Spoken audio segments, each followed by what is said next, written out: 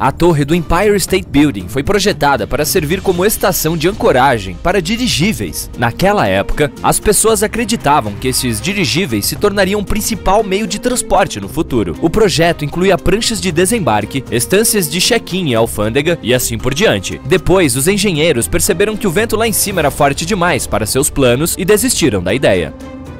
Angel Falls, a maior cachoeira ininterrupta do planeta, tem mais de 2 vezes a altura do Empire State Building. Durante a estação seca, a água que cai às vezes evapora antes mesmo de atingir o solo. Um dos sons mais misteriosos já ouvidos na Terra foi o bloop. Ocorreu em 1997 e lembrava o barulho dos animais marinhos, mas o volume era muito alto para um som produzido por uma criatura viva.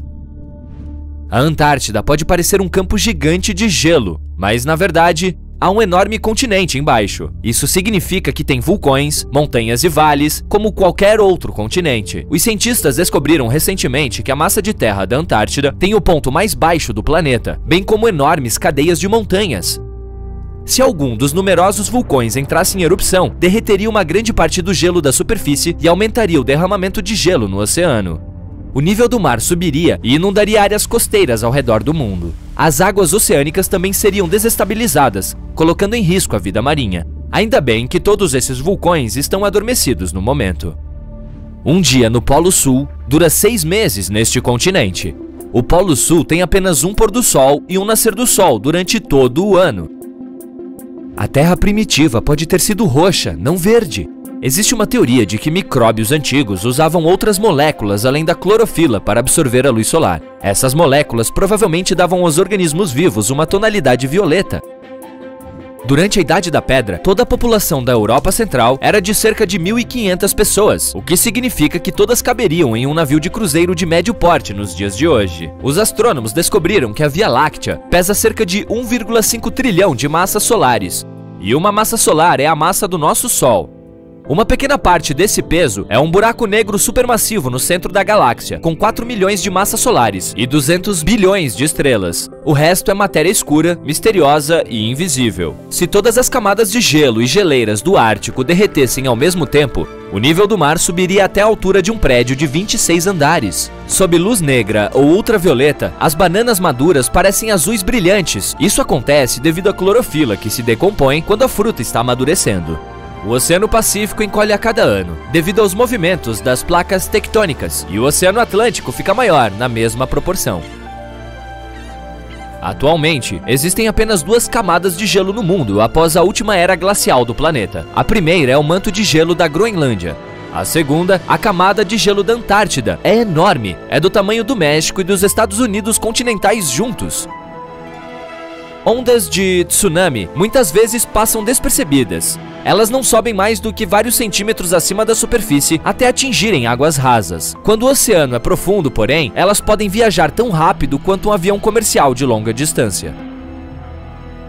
Os corais que vivem em águas rasas produzem sua própria proteção contra o sol. Sem ela, a luz solar prejudicaria as algas que vivem dentro deles. Para proteger essas algas, que são a principal fonte de alimento dos corais, eles fluorescem. Esse processo produz proteínas que atuam como protetor solar. Quase 90% de toda atividade vulcânica na Terra acontece nos oceanos. O Pacífico Sul tem a maior concentração de vulcões que as pessoas conhecem. Há um aglomerado de vulcões que tem 1.133 cones vulcânicos. Todos eles estão ativos e confinados em uma área do tamanho do estado de Nova York. O Zemshun Canyon, no meio do mar de Bering, é o maior desfiladeiro subaquático já descoberto. Há mais tesouros e artefatos no fundo do oceano do que em todos os museus do mundo juntos.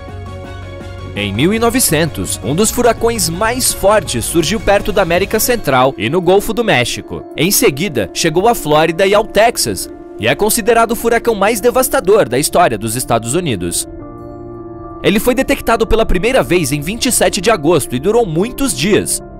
Quando chegou à costa do Texas, a tempestade se transformou em um furacão de categoria 4. Os furacões são categorizados em velocidade e intensidade do vento usando algo chamado escala Saffir-Simpson. Existem 5 categorias diferentes, de 1 a 5, sendo 1 o mais fraco e 5 o mais forte.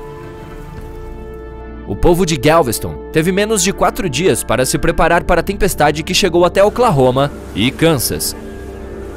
O furacão então seguiu para as grandes planícies e virou em direção aos Grandes Lagos, na Nova Inglaterra, e atingiu o sudeste do Canadá.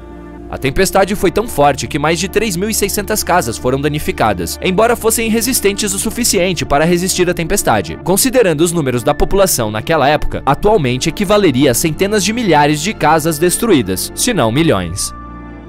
Lago Manchado. Dizem ser o local mais mágico do Canadá.